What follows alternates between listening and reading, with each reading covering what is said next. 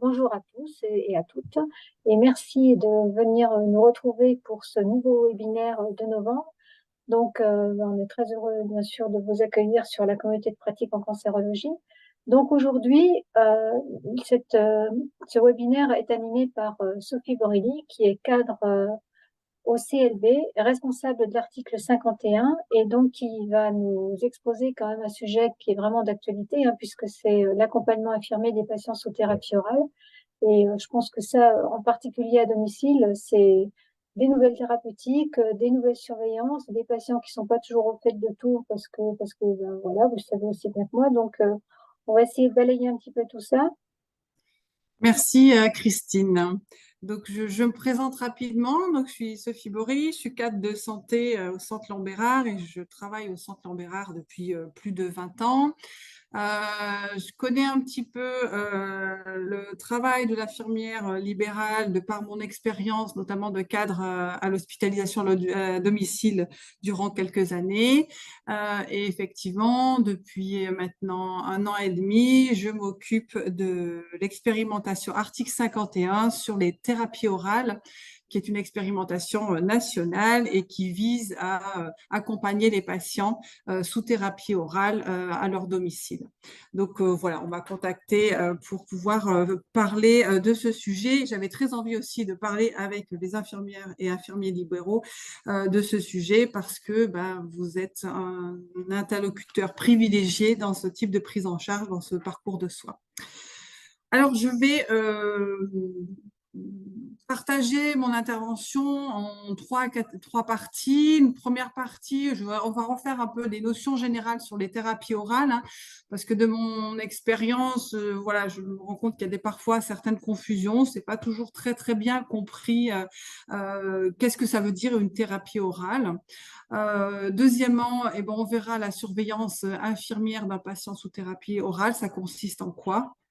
Et puis, dans une troisième partie, j'aborderai les problèmes qu'on rencontre fréquemment à domicile, les questions que me posent soit les patients, soit les infirmières quand elles ont des patients sous ce type de traitement. Alors, quelques notions générales, un petit peu d'historique, hein. L'essor des thérapies orales est vraiment depuis les années 2000. Chaque année, on a de nouvelles AMM pour avoir sur de nouvelles thérapies orales.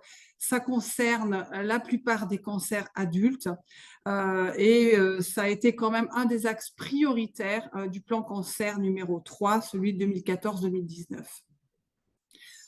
Pourquoi? Parce que en fait, la biologie moléculaire dans le traitement du cancer s'est développée et la médecine personnalisée s'est développée ces dernières années et ça a conduit à ces nouvelles thérapeutiques. Qui ne sont pas toujours qu'une simple alternative à la voie injectable. Souvent, on pense que c'est qu'une alternative, mais pas du tout. Donc, je vais reprendre ce qu'on entend sous thérapie orale. La thérapie orale, ça peut être effectivement des chimiocytotoxiques habituels que l'on connaît des chimios conventionnels tels que par exemple l'endoxin ou la navelbine où on trouve le pendant en thérapie orale. On a aussi l'hormonothérapie qui fait partie des thérapies orales, même si ça ne sera pas le cœur de mon propos aujourd'hui. Et puis, la troisième partie, c'est ce qu'on appelle ces fameuses thérapies ciblées. Ces thérapies ciblées, elles sont apparues, donc, ce que je vous disais tout à l'heure, avec le développement de la biologie moléculaire et du séquençage du génome. Il faut savoir que dans les années 2000, ça prenait vraiment beaucoup de temps, plusieurs semaines pour séquencer un génome. À l'heure d'aujourd'hui, ça prend 24 heures. Donc, on a typiquement un patient dont on a dépisté un cancer via une biopsie. Il passe au bloc opératoire, on analyse la pièce opératoire et on peut avoir le génome de la cellule cancéreuse 24 heures après. Donc, ça permet de détecter très rapidement les anomalies moléculaires qui sont présentées sur les cellules cancéreuses, qui deviennent ce qu'on appelle la cible du traitement. Et là, s'est mis en place tout ce développement de ce qu'on appelle des thérapies ciblées, qu'elles soient IV ou PEROS, À ce jour, on en a en compte à peu près 107. Alors, j'étais à un congrès récemment, on est à 120 molécules de thérapie ciblée et c'est ce qu'on appelle la médecine personnalisée. Donc, on sort de la cancérologie d'organes plutôt à la cancérologie beaucoup plus personnalisée avec ses particularités moléculaires qui se présentent sur un certain type de cellules cancéreuses, ce qu'on appelle un biomarqueur. Alors, ça ne concerne pas tous les patients aujourd'hui. Hein. Il faut savoir qu'il y a encore des cancers où il n'y a pas de biomarqueur et donc pas de thérapie ciblée. Donc, ce qui peut par moment induire des questions chez les patients. Pourquoi elle a un cancer du sein? Alors, je vais souvent parler du cancer du sein parce que c'est la partie, j'assure un suivi de patients et ce sont que des patients atteints d'un cancer, des patientes atteintes d'un cancer du sein. Donc, ça va être souvent ma pathologie de référence.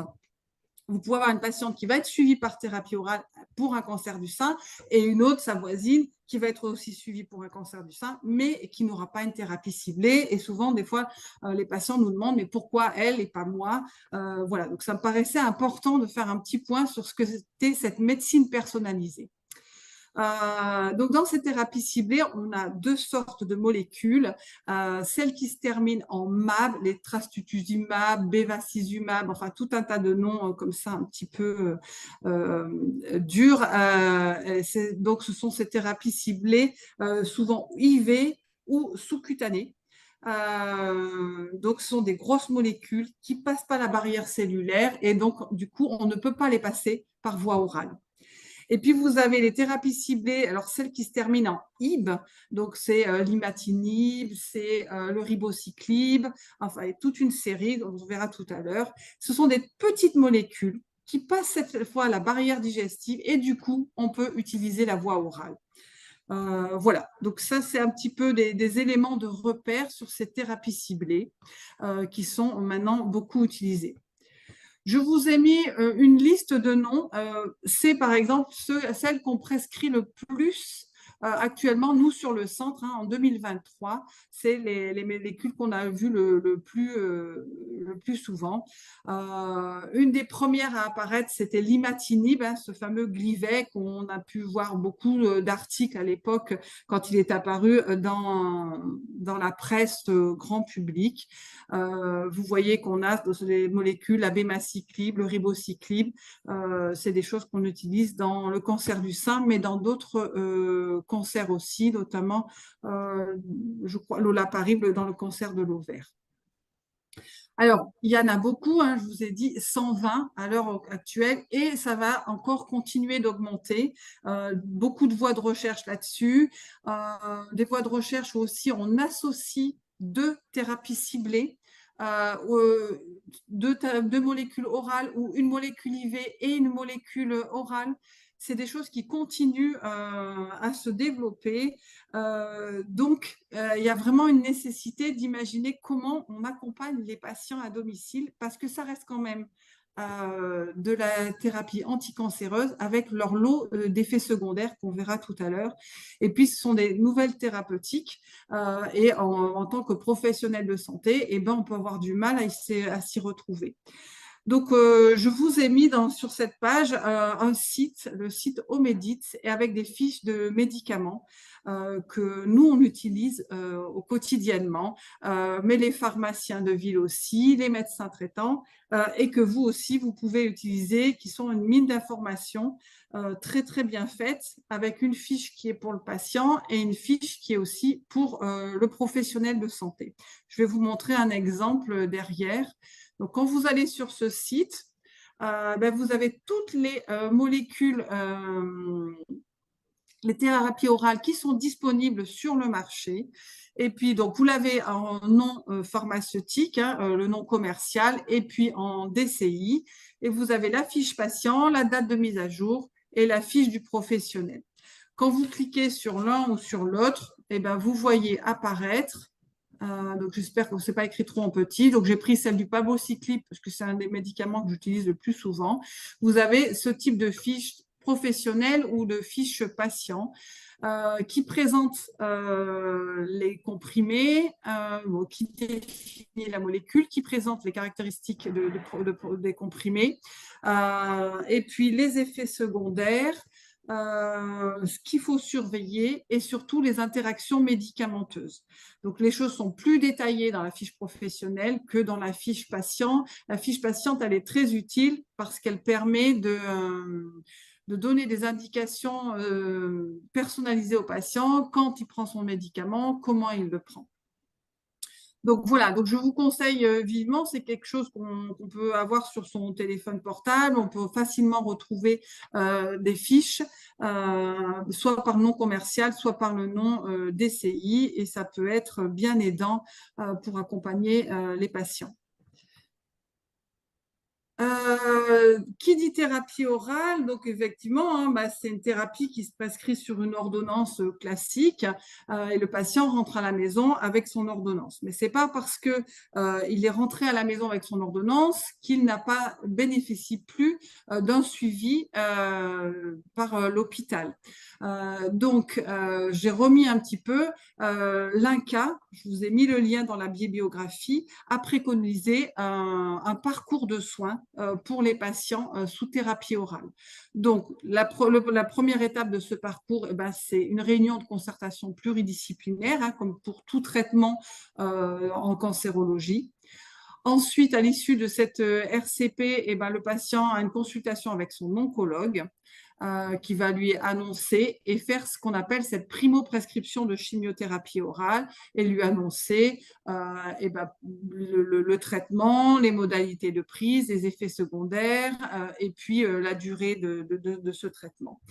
Ensuite, le patient voit absolument un pharmacien hospitalier parce que je vous ai dit tout à l'heure, hein, la difficulté aussi, c'était toutes les interactions médicamenteuses qui se retrouvent avec ce type de traitement.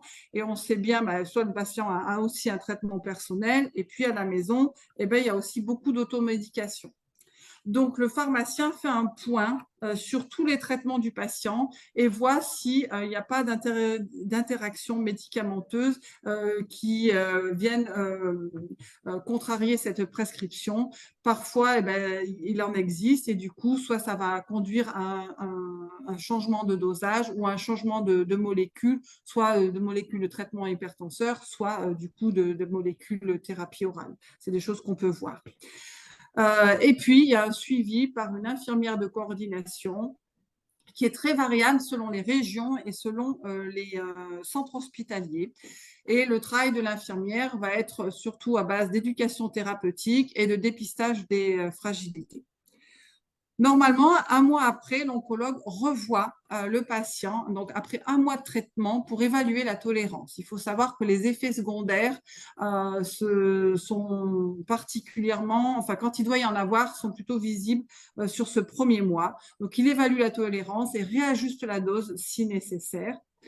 Et puis, il revoit après le patient 3 à 6 mois. Et là, c'est le bilan d'évaluation. Est-ce que ces traitements marchent, permet de contrôler la maladie ou pas? Et donc, c'est un bilan d'évaluation classique avec une imagerie médicale, des marqueurs et une évaluation clinique. Donc, pour vous dire que ce n'est pas parce que le patient est sous thérapie orale qu'il n'a pas la même parcours de soins et suivi oncologique. Donc, c'est important parce que des fois, les patients s'imaginent que voilà, ils vont avoir ce traitement pendant des mois et qu'ils ne vont plus revenir à l'hôpital. Non, c'est pas tout à fait comme ça. Il y a besoin quand même d'avoir ce suivi oncologique aussi proche. Et puis, une autre partie du suivi des thérapies orales va être assurée par soit une infirmière de coordination hospitalière et des professionnels de santé de ville.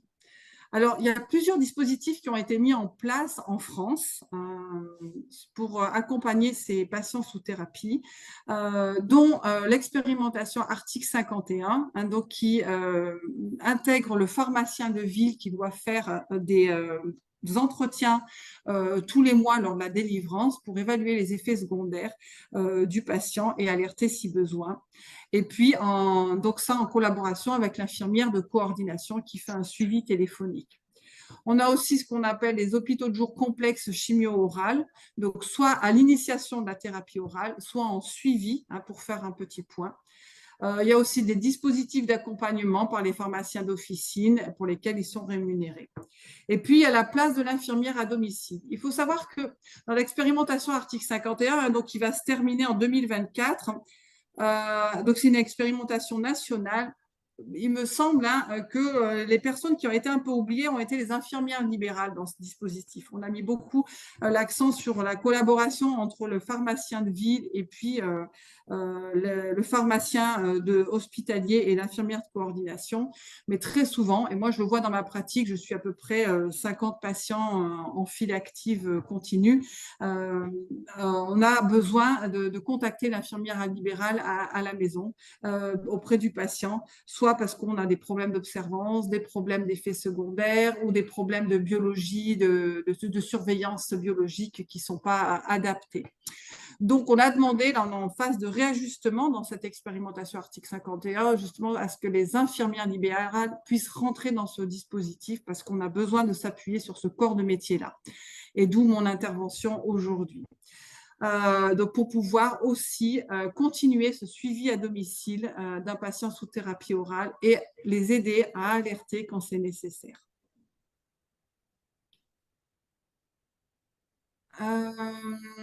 Donc voilà pour la première partie sur les généralités sur la thérapie orale. Maintenant, on va passer à la deuxième partie. Donc, qu'est-ce qu'on surveille à la maison? La première chose qu'on surveille et qui est importante, c'est l'observance du traitement. Parce qu'on s'aperçoit qu'il y a, et on le sait, il y a eu beaucoup d'études sur ce sujet-là. On a toujours, sur les traitements à domicile, des écarts entre la prescription, alors ici, de la thérapie orale, et puis la pratique. Soit ce sont des mauvais dosages, soit ce sont des interruptions de traitement, des oublis, des fréquences de pause qui ne sont pas respectées ou des arrêts de traitement qui ne sont pas respectés. Et du coup, eh ben, on a des soucis pour pouvoir évaluer le traitement. Parce que est-ce que ça n'a pas marché parce qu'il y a une mauvaise observance ou est-ce que ça n'a pas marché parce qu'il y a des effets secondaires. Et puis on met aussi en danger. On peut mettre en danger les patients. Moi, je me souviens d'une instauration où c'était un aidant qui voulait aider sa compagne qui avait une démence assez légère, mais en tout cas, et qui ne lui permettait pas de pouvoir prendre son traitement. Il a voulu bien faire, mais il a donné 3 fois la dose le premier jour parce qu'il n'avait pas compris l'ordonnance. Voilà, donc c'est des choses qui peuvent arriver aussi. Donc, il faut savoir que les patients et les proches sont seuls dans cette prise du traitement au domicile. Donc, on a eu quelques couacs de cette façon-là. Et c'est pour ça qu'on a voulu mettre en place, et on n'est pas les seuls. Hein, j'ai été il y a pas très longtemps à un congrès, il y avait la Suisse et les Italiens qui rencontrent exactement les mêmes problèmes, qui ont aussi cet essor de thérapie orale à domicile et qui essayent de mettre en place des parcours de soins pour aider les patients à avoir une bonne observance de ce type de traitement. Alors, quel est notre rôle dans cette bonne observance? La première chose, c'est vraiment de vérifier la bonne compréhension du patient et de l'entourage du traitement. On relit les ordonnances ensemble. Ça a l'air de rien comme ça, mais on dépiste pas mal problèmes, d'erreurs potentielles. Donc, sur la fréquence, sur le dosage. La deuxième chose, c'est d'instaurer une relation de confiance parce que par moment, les patients ne vont pas prendre le traitement, soit parce qu'il y a trop d'effets secondaires, soit parce que c'est Noël, parce que c'est un anniversaire et qu'on n'a pas envie d'être mal, soit parce qu'on a peur d'arrêter, parce que les gens vont se dire, ah bah, si j'arrête ce traitement parce que j'ai le Covid, j'ai eu ça il n'y a pas très longtemps, elle ne voulait pas arrêter son traitement, la personne ne voulait pas arrêter son traitement, elle a continué, sauf qu'en période infectieuse, avec de la fièvre, c'était pas très indiqué, mais elle avait tellement peur que le cancer reprenne. Donc, c'est des choses aussi qu'on rencontre, d'où l'importance d'avoir une relation de confiance pour que les gens puissent nous le dire et comprendre qu'on puisse réexpliquer l'intérêt d'une observance le plus juste possible. Et que les patients puissent comprendre qu'une mauvaise observance, soit ça augmente le risque d'échec ou le risque d'effet secondaire. On a plusieurs choses là, pour l'aide à l'observance. donc les piluliers, les alarmes, les carnets de suivi. Ça, c'est les différents outils qui sont remis soit par le centre hospitalier, soit par le pharmacien de ville ou par nous-mêmes. Et puis, par moment, on a aussi par le passage infirmier à domicile, soit pour préparer un pilulier, soit pour pouvoir donner le traitement.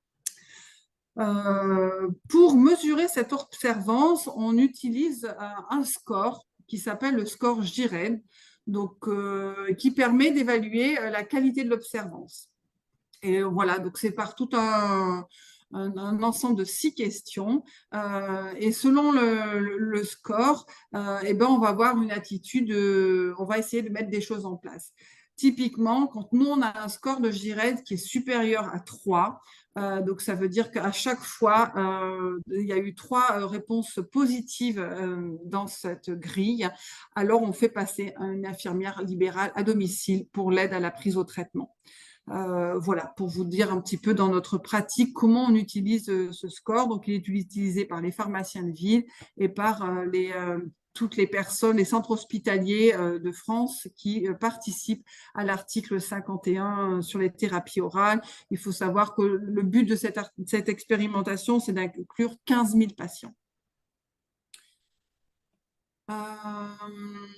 Alors, la deuxième surveillance, donc la première, je vous ai parlé de l'observance. On va parler maintenant de la surveillance clinique et des différents effets indésirables que l'on peut rencontrer. Alors, bien sûr, il y en a qui sont spécifiques à chaque molécule. Je vous ai parlé tout à l'heure du site Omedit, hein, donc il faut se référer à ces fiches-là. Mais il y a des choses qui sont transversales et propres pratiquement à toutes les molécules. Les premières, ce sont les troubles digestifs, un type de nausée et de vomissement. Donc, on a toujours le même travail que pour la chimiothérapie IV et pour tout type de traitement anticancéreux. Hein, donc, c'est d'évaluer la fréquence de ces vomissements et leur intensité. Donc, on gradue ces effets secondaires.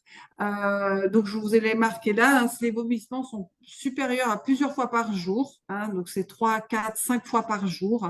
On parle de grade 2 à 3. Et là, il faut alerter. C'est-à-dire, j'ai demandé aux patients soit d'appeler le psychiatre ou l'oncologue ou vous-même ou appeler le médecin traitant parce qu'on ne va pas laisser un patient sous thérapie orale qui vomit tous les jours, plus de 3 fois, pendant 2-3 jours. Concrètement, on ne va pas le laisser sous cette thérapie orale, on va probablement faire une pause ou changer la dose ou changer de thérapie. D'accord. On surveille aussi le poids régulièrement, donc on incite les patients, hein, moi je leur demande qu'elles se pèsent régulièrement, une fois par semaine, surtout s'il y a des problèmes de nausée et de vomissement. Et puis, les conseils alimentaires, fractionner les repas, des aliments qui sont neutres en goût, des aliments riches en protéines, et puis les aider à prendre correctement un traitement antinauséeux. Il faut savoir que quand ils ont eu de la chimiothérapie, la plupart, beaucoup ont eu la chimiothérapie en intra-hospitalier, ils n'ont pas à gérer ça. C'est nous, hein, on sait qu'on va mettre la perfusion de Zofren 30 minutes avant la chimiothérapie. Et donc, les patients sont loin de tout ça. Et tout d'un coup, ils se retrouvent à pouvoir gérer ces traitements-là de soins de support. Et je me suis rendu compte avec l'expérience de ce suivi téléphonique, en fait, ils ne savaient pas du tout gérer ça. C'était pas si évident que ça. Donc, c'est reprendre avec eux à quel moment il faut prendre l'antinauséeux. Qu'est-ce que ça veut dire fractionner un repas? Qu'est-ce que c'est qu'un aliment neutre en goût? C'est pas du tout évident non plus pour tout le monde.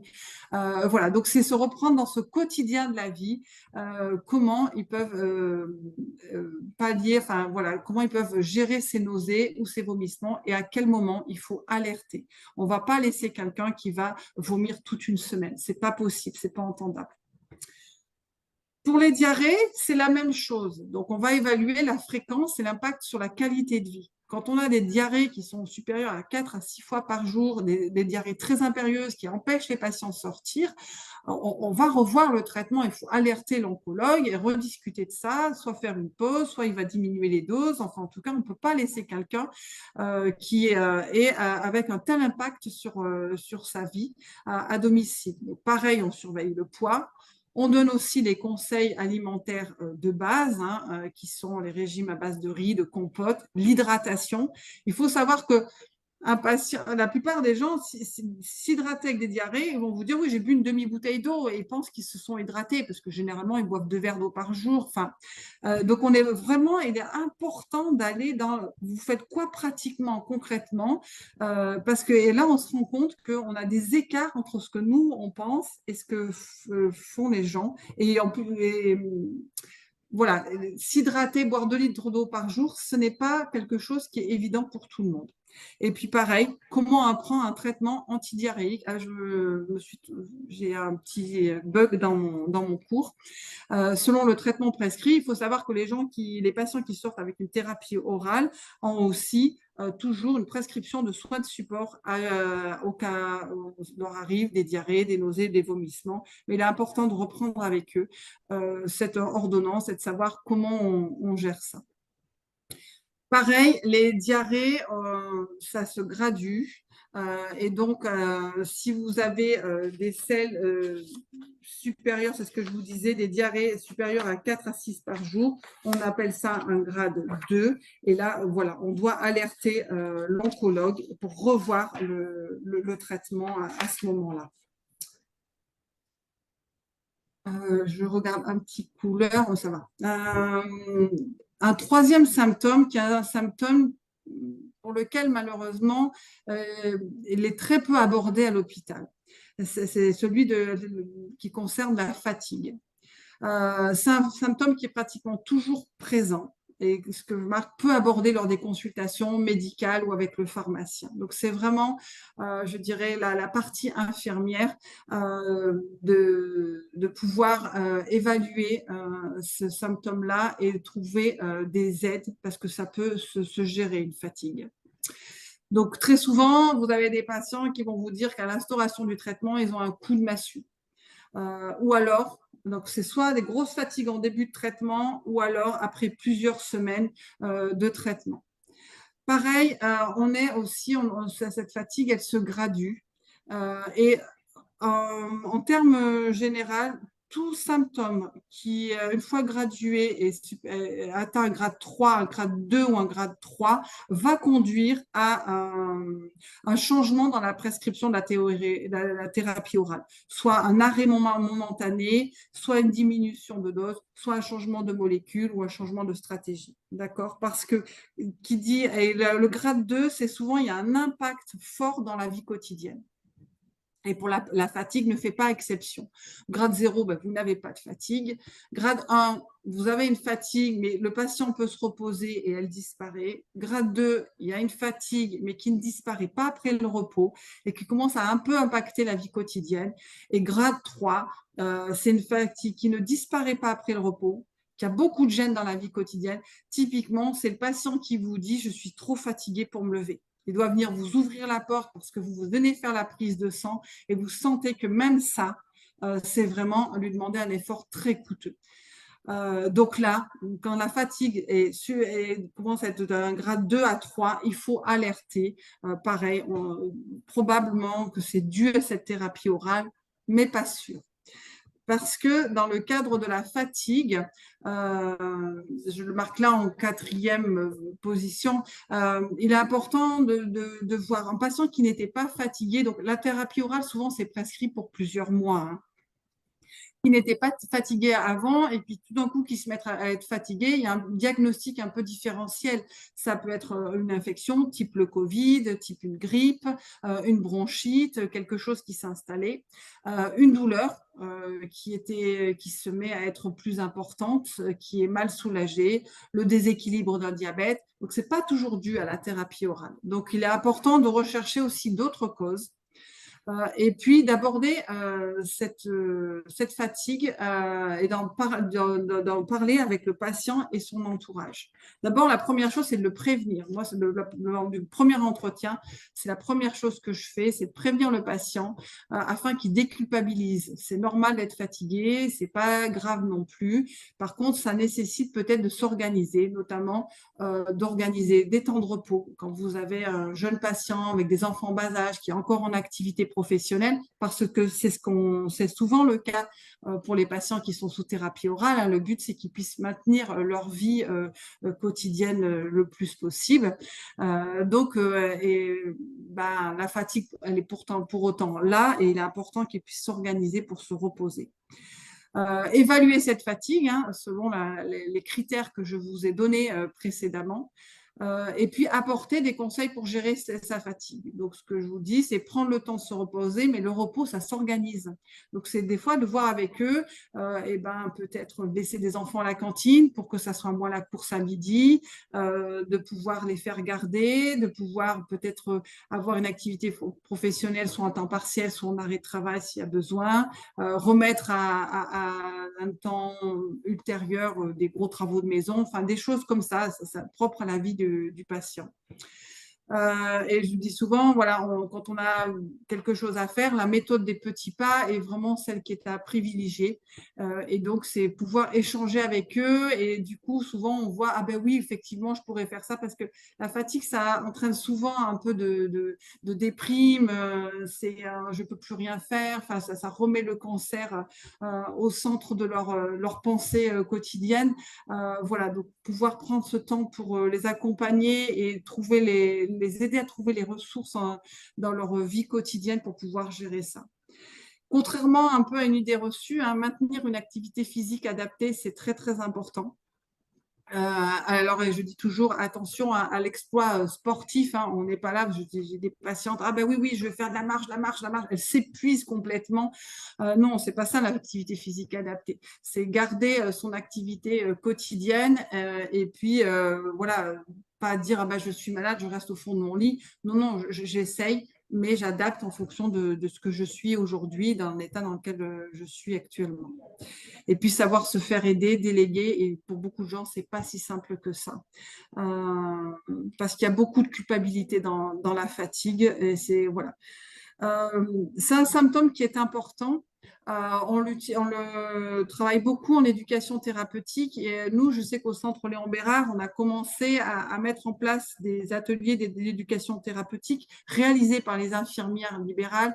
Et un des premiers ateliers réalisés par les infirmières libérales, il a été celui de la fatigue. Parce que du coup, ben voilà, vous êtes dans le domicile du patient, dans le quotidien du patient, et que c'est important. Et c'était bien, vous êtes bien placé pour pouvoir arriver à évaluer avec eux et à essayer de les aider à trouver des ressources pour s'organiser par rapport à ce symptôme-là quand il est là. Il ne peut ne pas être là. Et d'ailleurs, les patients, quand ils sont sous thérapie orale et qui n'ont pas d'effet secondaire, ça les inquiète. Ils pensent que le traitement ne marche pas. Donc, ça existe des patients sans effet secondaire et le traitement peut marcher. Je le redis. D'autres effets secondaires qui sont importants avec les thérapies orales, c'est tous les troubles cutanéo-muqueux. Ils sont vraiment importants à tel point, nous par exemple au Centre Léon Bérard, on a augmenté en nombre l'équipe de dermatologues. Alors pas que le cancer du mélanome s'est développé de façon très très importante, mais parce que on a beaucoup de troubles cutanés et on a besoin de l'expertise de dermatologues par rapport à ces troubles-là pour savoir comment les traiter. Donc, et ces troubles cutanés sont plus apparus avec l'avènement des thérapies ciblées surtout. Donc, on va en passer quelques-uns, les plus fréquents, hein, ceux qui sont les boutons et les démangeaisons.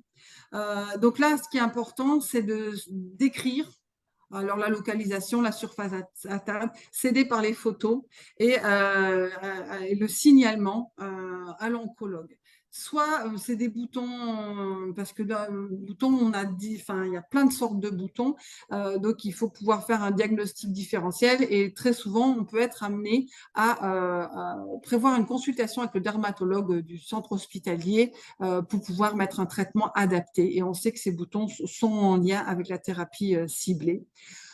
Quand on a des démangeaisons importantes, c'est un phénomène assez courant, je dirais. Donc souvent, on est amené à instaurer un traitement antihistaminique concomitant avec la thérapie orale, notamment dans les premiers jours, voire premières semaines. Donc, voilà pour cette question-là. Les mucites sont toujours présentes sous thérapie orale, malheureusement. Il faut savoir que, de mon expérience, en tout cas, je ne sais pas si certains d'entre vous et certains d'entre vous ont travaillé en cancérologie ou dans des services de chimiothérapie intraveineux. Certes, les effets secondaires sont là, mais sont quand même moins forts. En tout cas, on les voit moins souvent arriver à un grade 3 ou 4. Peut-être parce qu'on les dépiste suffisamment tôt, je ne sais pas, mais en tout cas, c'est quand même des effets secondaires qui sont de moins importants. Donc les mucides, ben, avec les irritations, toujours pareil, quand on commence à avoir une gêne alimentaire, avec l'incapacité d'ingérer des éléments solides ou liquides, alors là, on passe à un grade 2, voire 3, et c'est là qu'il faut alerter. Il n'est pas pensable d'imaginer que le patient ne puisse pas s'alimenter correctement. Voilà. Les mucides, ça se prévient avec une bonne hygiène buccale, éviter l'alimentation épicée ou acide. Et là, il est vraiment important de demander aux gens comment ils mangent parce qu'ils ont l'impression de ne pas manger épicé et pas manger acide. Et quand ils vous décrivent, il y a de la vinaigrette, il y a du poivre, il y a toutes ces choses-là. Donc voilà, c'est important d'être un peu proche de leurs habitudes de vie et de les comprendre. Après, ben, le classique bain de bouche au bicarbonate de sodium en prescription, en prévention et puis en traitement dans les premiers symptômes. Et puis, si c'est pas suffisant, et ben, voilà, il faut alerter pour avoir des bains de bouche avec des antalgiques si besoin ou faire une pause thérapeutique quand le grade est trop élevé et empêche l'alimentation orale correcte. L'autre trouble que l'on voit, c'est ce qu'on appelle le syndrome main-pied. Alors, on le voit surtout avec un traitement qui s'appelle la capecitabine, mais aussi d'autres. Donc, j'ai remis ici la graduation. Donc, les syndromes main-pied, donc c'est vraiment localisé aux mains et aux pieds. Ça commence par des rougeurs au niveau des paumes de la main ou de la voûte plantaire, avec des sensations d'échauffement, des fourmillements, des gonflements. Quand les patients commencent à vous écrire ça, il est important de leur redonner les consignes de prévention parce que ça peut vite déraper et quand un syndrome main-pied s'installe, après c'est difficile de le faire disparaître, on est obligé d'arrêter le traitement. Donc quand on a ce premier symptôme, donc c'est d'éviter de s'exposer soit au soleil l'été, donc ça veut dire quand on va à la plage, à la piscine ou au dehors dans son jardin, ou à la chaleur l'hiver. Mettre des chaussettes en coton ou des chaussures larges. C'est tout bête, hein, mais moi j'ai une patiente, voilà, elle me parlait un petit peu de rougeur au niveau de sa paume des mains, de sa voûte plantaire. Et puis, ben, voilà, elle voulait faire de l'activité physique, elle était marcheuse et elle en a fait un peu trop. Et puis elle s'est mis des chaussures de marche pendant 2 jours. Quand elle a enlevé ses chaussures, et ben, le syndrome main-pied s'était vraiment installé au grade 3 parce qu'elle était dans des chaussures très serrées, avec des efforts un peu physiques. Voilà, donc cette histoire m'avait un petit peu marqué pour dire que ça peut aller très vite. Donc, quand on passe au grade 2, ben, c'est que la douleur commence à s'installer. Donc, c'est le grade 1 plus la douleur, avec un petit peu de gêne dans la vie quotidienne. Et le grade 3, donc il y a de la douleur et il y a de la desquamation. La peau se met à peler, il y a des ulcérations, il y a des hyperkératoses. Et là, il faut arrêter le traitement. Les douleurs sont sévères, les patients ne peuvent plus marcher. On peut arriver jusqu'à ce grade-là. Donc, les conseils pour prévenir, donc c'est la toilette avec des savons sur gras, toujours bien hydrater la peau, ne pas frotter, porter des chaussettes en coton, des chaussures larges ou être en claquettes quand c'est possible, mettre des gants en coton, notamment quand on doit faire du bricolage ou du jardinage. Et puis bien hydrater la peau avec des crèmes à base de vaseline, de glycérol. Voilà. Quand les patients aussi, on commence à avoir des sensations d'échauffement, leur dire de mettre les pieds ou les mains sous l'eau froide, ça calme bien. Et puis voilà, savoir alerter quand c'est un état clinique est supérieur à un grade 2 et qu'on voit de la peau qui commence à peler ou des ulcérations, c'est important d'arrêter. Est-ce qu'on continue le traitement ou pas? Hein, donc vraiment, parce qu'en fait, c'est la peau qui ne se renouvelle pas assez vite du fait du traitement par thérapie orale. Donc, on a vu l'observance, on a vu les grandes lignes de la surveillance clinique, hein, les symptômes qui sont les plus généraux. Après, je vous dis, hein, chaque molécule a un peu ses particularités. Euh, donc, c'est à regarder sur les fiches détaillées que vous trouvez sur le site Omédit. L'autre point, troisième surveillance qui est à réaliser, et c'est là où vous intervenez tout le temps, c'est la surveillance biologique. Donc les patients, il y a plusieurs schémas. La thérapie orale peut être donnée en continu tous les jours, ou vous avez des schémas avec une thérapie qui va durer 15 jours ou 3 semaines et avec une semaine de pause. Mais dans tous les cas, il va y avoir une surveillance biologique mensuelle ou plus selon les protocoles. Donc, soit le patient il est encore en très bon état général, il va faire sa prise de sang au laboratoire, soit il commence à être un peu fatigué et c'est l'infirmière libérale qui vient à la maison faire la prise de sang. Et c'est souvent là, moi, à cette occasion que j'ai contact avec vous pour qu'on puisse déterminer les dates de prise de sang. C'est pas toujours très, très clair. Il y a des patients qui arrivent jamais à s'y retrouver. Il y en a qui sont très autonomes et qui comprennent, et d'autres pour qui c'est plus compliqué. Donc voilà, ce bilan mensuel, en tout cas, c'est un bilan mensuel où on surveille essentiellement le bilan hématologique avec une FP, un bilan hépatique parce que du coup, ça reste des médicaments donc avec un risque d'atteinte hépatique, le bilan rénal et puis les marqueurs. On fera un tout petit aparté sur les marqueurs après. Donc, hématologique, le but est de dépister les éventuelles aplasies. Donc, on peut voir souvent des anémies légères, mais qui existent. La neutropénie. Donc, il faut savoir que tous ces traitements, quand on surveille surtout les polynucléaires neutrophiles, mais je vous ai mis le tableau après. Et quand ils sont inférieurs à 1 GIA par litre, ça nécessite un arrêt du traitement. Et puis toutes les mesures de prévention des risques infectieux, que ce soit le port du masque, éviter d'être en contact avec des personnes contaminées, le lavage des mains, toutes ces choses assez classiques. Le bilan hépatique, c'est surtout pour dépister la cytolyse hépatique hein, qui peut être arrivée sous thérapie orale. Le bilan rénal avec le ionogramme et la créatinine, à mettre en lien aussi avec les troubles digestifs. Forcément, des fois, vous pouvez avoir un ionogramme qui est très perturbé, tout simplement parce que le patient a fait que vomir ou a que des diarrhées et ça se répercute sur l'ionogramme. Et donc, il peut y avoir aussi d'autres choses particulières, mais ça, du coup, c'est marqué sur l'ordonnance selon le traitement ou la particularité du patient.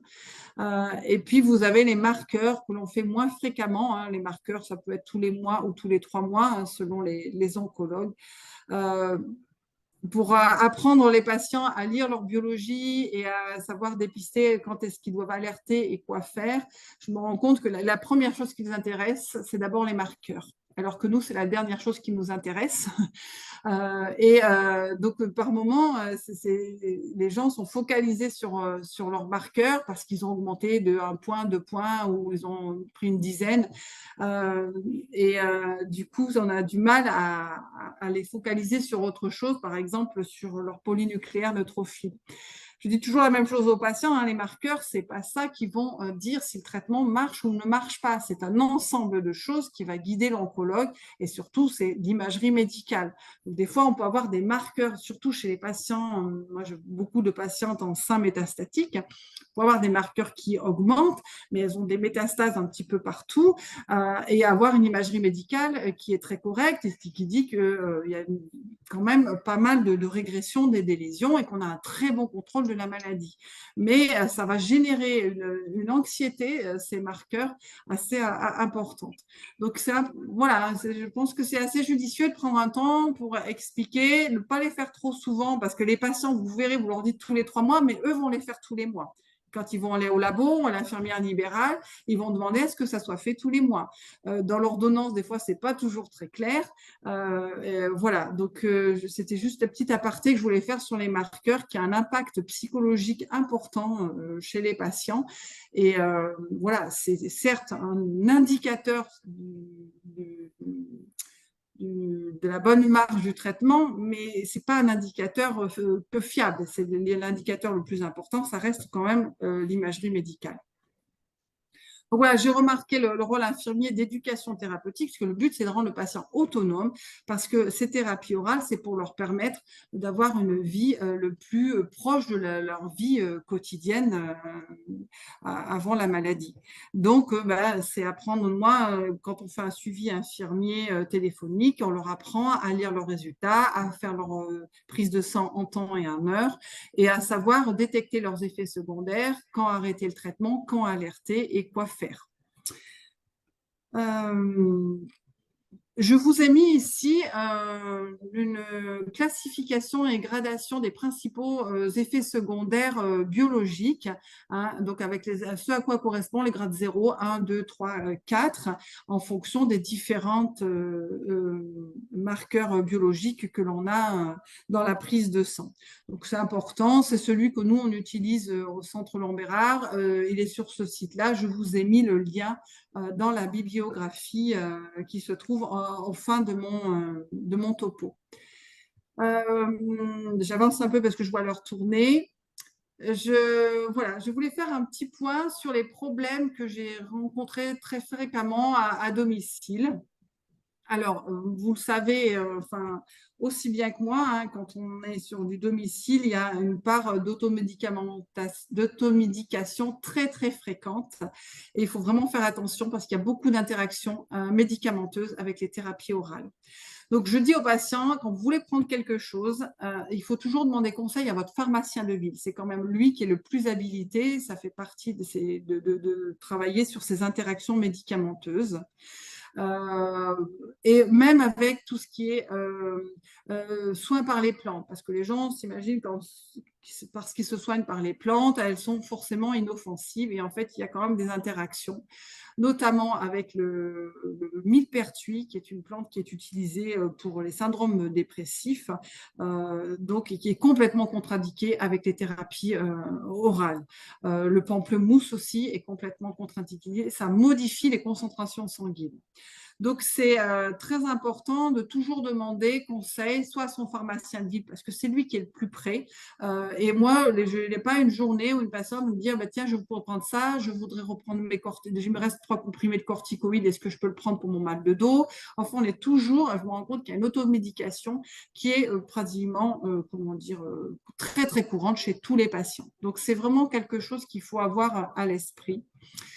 On ne peut pas faire tout et n'importe quoi avec ces thérapies orales. Donc, retenez bien, le millepertuis, le pamplemousse, les oranges amères sont des choses qui sont complètement contre-indiquées. Attention avec les traitements pour les troubles gastro-intestinaux, hein, c'est pareil, ça peut diminuer la concentration des thérapies orales dans le sang.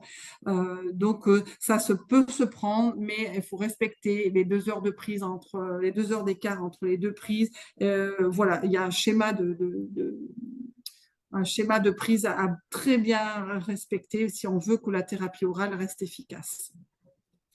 L'autre question, et puis c'est un peu d'actualité, c'est la vaccination. Donc, il est important pour les patients, ils vont être immunodéprimés avec ce type de traitement, d'être à jour de ces vaccins avant de débuter le traitement, oui, et puis de pouvoir réaliser les vaccins saisonniers tels que la grippe. Alors, on conseille pour les schémas qui ont une pause thérapeutique d'1 semaine de faire ces vaccins durant ces périodes-là. Donc entre 2 cures, ou sinon de le faire à des moments où ils sont le moins immunodéprimés. Donc les vaccins inactivés type grippe saisonnière, hépatite B, Covid sont recommandés. Par contre, il y a certains vaccins qui sont complètement contre-indiqués, notamment c'est le vaccin de la fièvre jaune. Et qui dit thérapie orale dit que le voyage est possible. Donc voilà, c'est des petites choses qu'il faut pouvoir aborder si vous savez que vous avez un patient qui part dans un pays à risque où le vaccin de la fièvre jaune est obligatoire. Et il faut savoir que tout ce type de traitement, c'est complètement contre-indiqué. Alors, la thérapie orale, je fais un tout petit point sur la thérapie orale et la vie sociale. C'est des traitements au long cours, voire plusieurs mois, voire plusieurs années. Il y a aussi une demande des patients, hein. J'ai des patientes qui ont dit, bah, moi, je veux bien continuer à être traitée, mais je veux plus de chimiothérapie IV. Voilà, on fait plusieurs passages à l'hôpital de jour et qui demandent que de la thérapie orale. C'est des choses qu'on commence à entendre. Voilà, ça permet quand même ben, plus facilement un maintien ou un retour au travail quand le traitement est bien toléré.